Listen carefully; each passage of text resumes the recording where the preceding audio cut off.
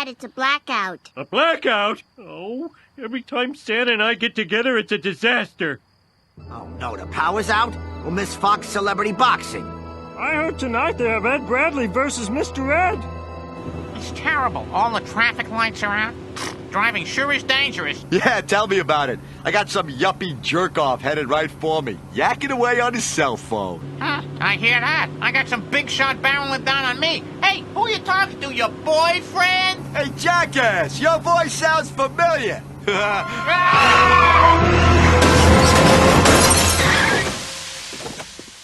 I don't hear an alarm. Let's take stuff.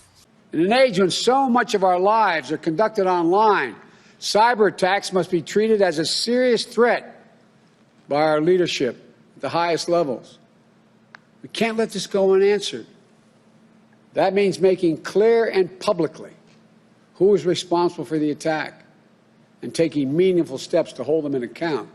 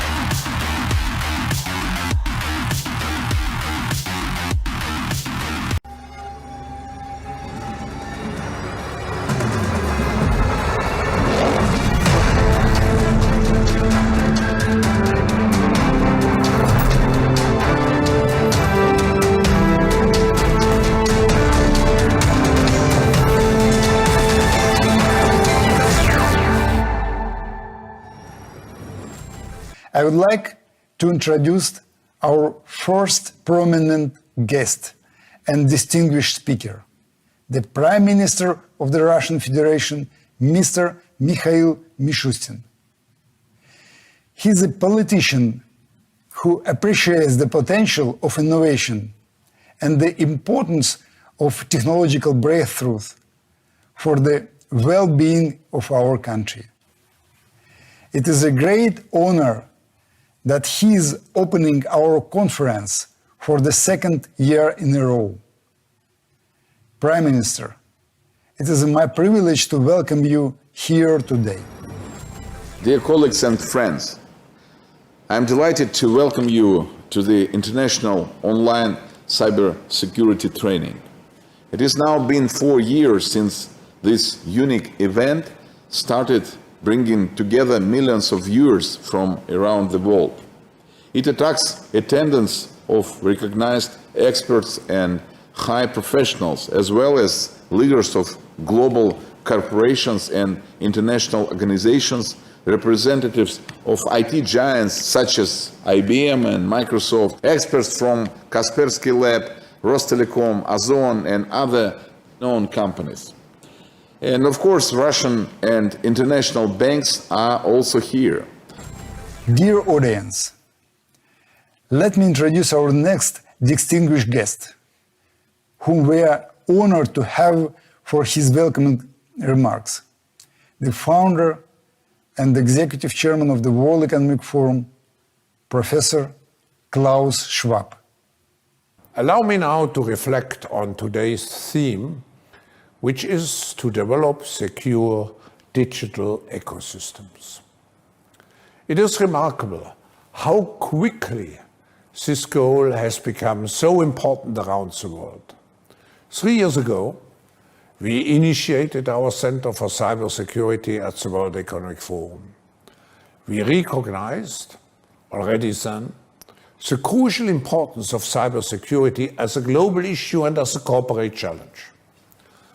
We did not expect, however, that digital connectivity and cybersecurity would come to support and influence every aspect of our business and social lives, as it has done, particularly in the past year. Digital connections are embedded in our homes, our workplaces, and through operational technology, our critical infrastructure. This connectivity has allowed us to realize incredible efficiency, even in a world where we worked remotely. It is not an overstatement to say that it has enabled us to continue to function during a time of unprecedented crisis. Technology has been central to the way we have collectively managed the COVID-19 pandemic and the global crisis. Digital infrastructure made it possible to deliver essential services. It helped business to run. And it helped us to maintain contact with each other.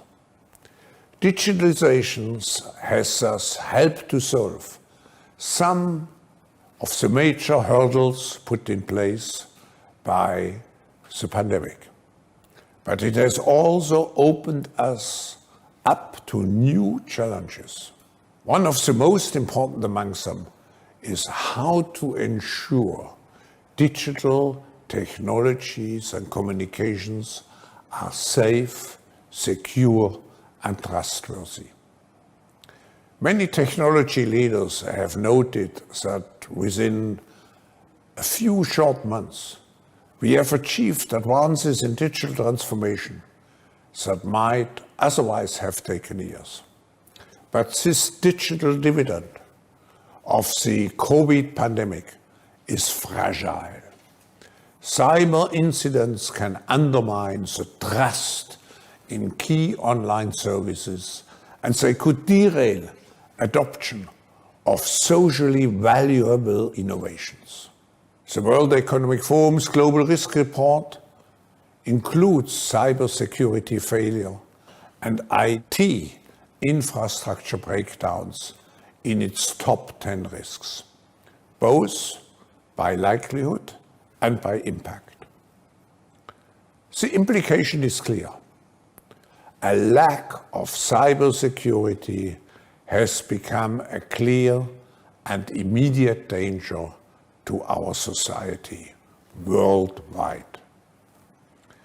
We have seen in the past few months, for example, ransomware attacks targeting hospitals, critical infrastructure, school systems, the power grid, and many other essential services. Citizens are feeling the repercussions of cyber attacks directly. Citizens are impacted by energy shortages, delayed medical treatment, and other effects this new breed of audacious cyber attacks causes. This is not a problem that is easily solved. Ransomware attacks are complex, and criminal enterprises are increasing their scale and impact. This highlights the need for a structured, multi-stakeholder, multilateral approach to secure our society against them. Civilization is collapsing, and billions are in peril, thanks to a catastrophe that has wiped out electrical power everywhere. So, playing around in the dark, one of the biggest things that we discuss on our channel is preparedness when the power goes out. Whether it be EMP, cyber attacks, solar flare, corona mass ejections, or certain somebody decides to flip the switch. Now, we have talked about this in the past on our earlier parts of our videos back when we first started about our substations and things that are unprotected here in America. Okay? Our transformers, things like that. And the reason why we brought this up, we've done reports in the past of people shooting and taking these things out. So 3 years ago, I did a story on a article that's put out about domestic groups, okay, domestic T-cells here in America that had plans on hitting these infrastructure systems, our power grid. So now the DHS and, well, the DHS really did the main warning. Now the FBI is involved and stuff like that. Warning of a new threat here in this country of domestic groups, what they want to label as you, me, extreme individuals with their own ideology that are not happy with administration and the way the country is going right now, have been planning, and they've known about these plans, and they're going to take out these substations and put people in the dark. Well, no matter what you believe in, me personally, I believe this is going to be a Fast Freddy event. We have talked about this before, because if you can't muscle the American people into doing what you want to do, you need to make them beg for your help. So if they turn off the power, a lot of people is going to be, they're going to be asking, they're going to be begging, because they are not prepared. Well, well, well. If it isn't Shark Boy and Lava Girl, what are you doing halting my endless fun coaster and infiltrating my lair? Fire. I'm Mr. Electric. You're supposed to be running it. You're supposed to be running it. I am running it. Right into the ground. Those are my orders. No school, no discipline, no rules. And most important, no dreams. And what are me?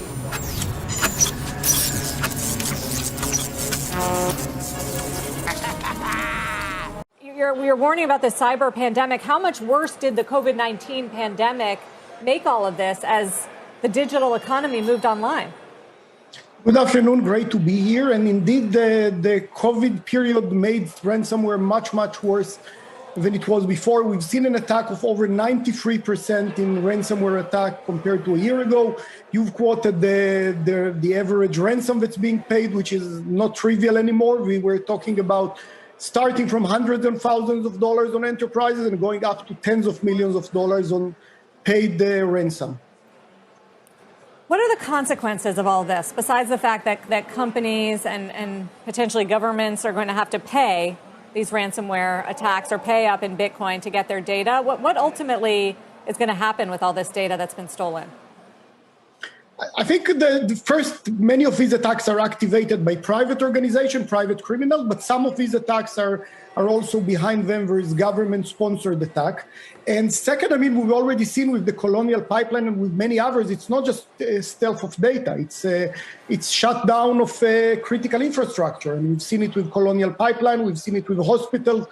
We've seen it with factories that were shut down. And that's something that we should be really, really worried about, especially if it's used by not just by people that want our money, but by terrorist organizations or foreign governments that I'm sure are watching that and have more, bigger powers than what we've seen so far. To what extent, Gil, has Bitcoin and crypto more broadly allowed these attacks to take off onto a new tier because of the sort of lack of money laundering controls and regulation? I wouldn't blame Bitcoin about that. I think the situation on cyber started way before Bitcoin. I think Bitcoin, like many other modern infrastructures, allowed the attackers to monetize in a better way. But again, I'm in this business for now almost 30 years, and we've seen an increase all the time, even before Bitcoin was invented. So who are the worst actors? Which countries? What type of entities? I think that the situation is it's not who are the worst attackers, but the fact that once an electronic tools of attack is being used, everybody can get access to it. And in many cases, it's being sold. There are networks that you can really go in and rent the attack tools. You don't have to be the hacker. You don't have to be the sophisticated tech guy. You need to be the one that will. By the way, the business model there is revenue share. It's like 50-50 or 60-40 between the people who develop the tool and the people who are actually activating that. And that's one of the worst things about cyber attacks, that basically every kid in the world can have access to strategic weapons that may have been developed. By the way, we've seen some of these tools have been developed even by the US government and used against the US a year or two later. If that was you on the phone and you on the bus, then who was flickering the lights?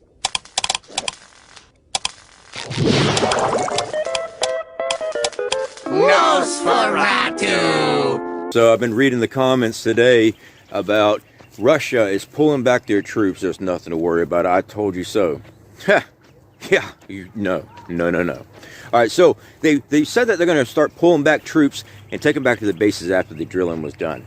Anybody else remember Crimea? Just saying.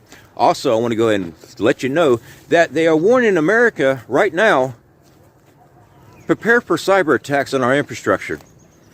We've been talking about grid down scenario many of times on this channel, trying to tell people to get prepared for things. Guys, I'm telling you right now, they want to take out the big dog before the fight ever starts. One way to do it, take down the power. So, cyber attack, very huge possibility. Okay? I'm just saying, and I'm going out there saying this. I already hear it, fear porn, fear mongering, USOB. I don't care. You know why I don't care? Because I took the time to prepare. We have fuel on hand. We got solar generators. We got solar. We got wind turbines. We've been working towards this for a very long time. Guys, top off your vehicles. If you have extra ways of collecting fuel, I recommend doing it, and doing it now, especially for those generators. Another thing that's been happening in Ukraine, by the way, for all the naysayers, Ukraine's under cyber attacks. A lot of their banks are already having issues now, cyber attacks. Okay, now this can go right into the Fast Freddy events that we've talked about, you know, those little things right there. Hey, we even called that out. We know something's fixing to happen. Whoever starts it, I don't care who's starting it. I really don't. I just know there's something going to happen. And that's why we're preparing for it. It could be a Fast Freddy. It really could be. All right? To hear our administration sit there and talk about it. The fact is, guys, NATO is ready to rock and roll. And this stuff's been pushing for a while. I don't see anybody walking away from this. I don't.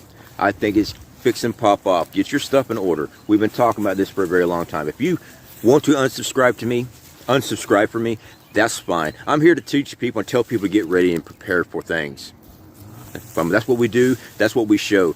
The fact is, something's fixing to happen, and you need to know about it. All right, guys, get your house in order.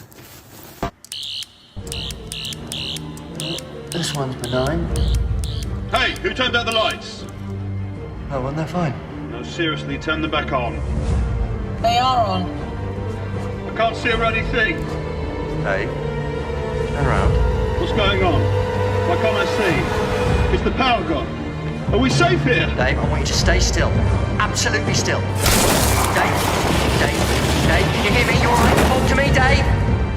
Quote, the Congressional EMP Commission on which I served calculated that within a year of the blackout that knocks out the national grid, we would probably lose up to 9 out of 10 Americans through starvation, disease, and societal collapse. The only reason we can sustain a population of 310 million Americans is technology. If you take that away, we don't have any way of feeding, providing water, or even providing communications and government for an orderly society that is going to sustain 310 million Americans. Unquote. Dr. Peter Pry, Executive Director for the Task Force on National Homeland Security Policy.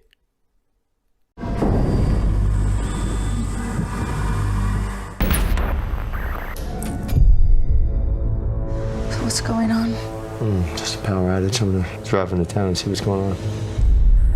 We lost power 3 days ago. The big cities, Boston, New York are out too. Hell, man, for all we know, it's the whole damn world. We have gathered the remaining supplies and food, so we're going to start rations. That's right, as of today. Community, people! Hey! Back off! Everybody back off and get in line! What are you gonna do when they leave the cities and come pouring in here? Do you have any water? When the food runs out, they'll leave the city. Hey, back off. What are you gonna do when you have 1,000 people coming this way? How about 100,000? Gather your supplies and board up your windows. Get ready. Is everything gonna be okay? Yeah, we're gonna be fine.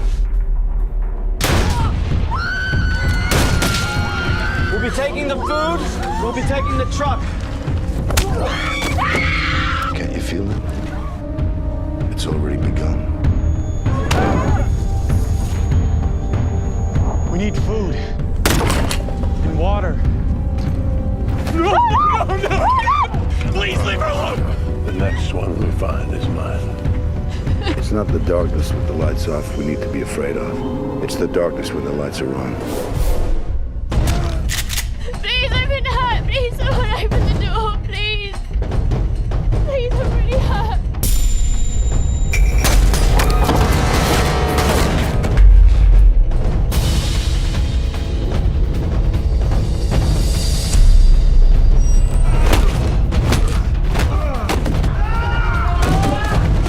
Please stop it. Stop. Hey, help us, Christine. Listen. Stop it! No. They're...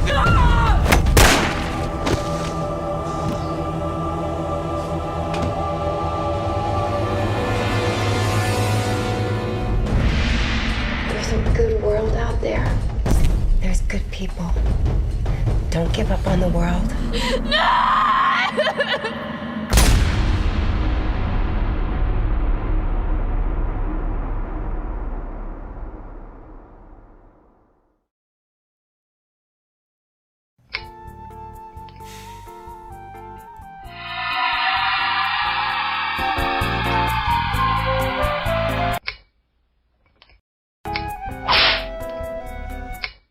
All right.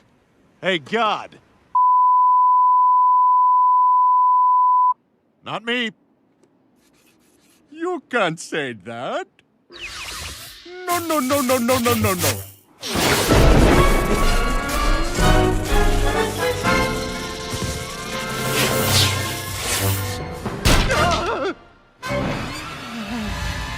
Oh, God! No! No!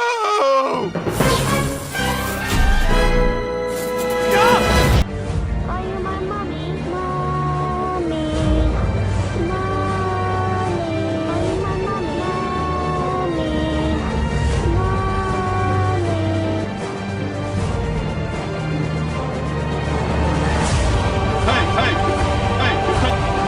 Hey, who turned out the lights?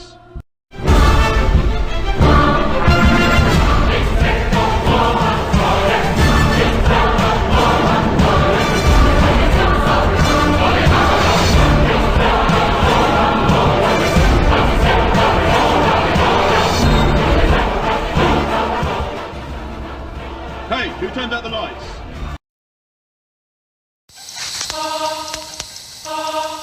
You told me not to trust anyone. I'm sorry. Those were his last words. Yeah, Name and Line Productions, Destiny Lab Collabo, CeeLo's Beat, Stress Studios 24/7. Let's get 'em. Some people flee and some people fight. There's some that will stand, defend what is right. There's others who run, cower and hide. Despite all the evidence that's been supplied, there's a war over truth, the greatest divide. There's a line in the sand, now where will you side? There's no reason to fear, with Christ on our side. The wide or the narrow path, time to decide. Call themselves guys and erected this dark tower, but now their brightest moment shall become their darkest hour. They wanted people to kneel and cower like they got the power, but my God got the power higher than the highest tower. They shall crumble and cower like the Tower of Babel. My God owns a cattle on 1,000 hills. They can rattle and tattle. The Holy Spirit will still overshadow like the day of Pentecost or Aslan in the last battle. One God, one Christ, God on the flesh, man. Sent from above, set to down on the cleanse, man. Trample the serpent, flooded the earth, destroyed and purged all the blood from the Nephilim curse. At the moment, Noah first stepped foot on the dirt. It began all again toward Babylon's birth. For a time it emerges, even in church, to divert mankind, so we must be alert. There's a struggle deep inside, a spiritual fight, a battle for souls between darkness and light. Deep inside every one of us and all of our lives, sin is grinding like sleight of hand to mesmerize. But we're wise to the plan and schemes that they devise. Nothing's new, recognize it's the same disguise. Evil fallen ones wearing new skins and hides. We deny them through Christ, access denied. Trying to set free all of these captive borders. Read your Bible, that's the captain's orders. Got the mind of Christ, that's the captain's quarters. Now you're safe within the captain's borders. My God's plan sit higher than Spider-Man. Rip the scales off of the Leviathan. You can call the lizard man, the entire Hydra clan. My God will still expire them. We're a little sharper than a two-edged sword, approach time blast by Iron Man.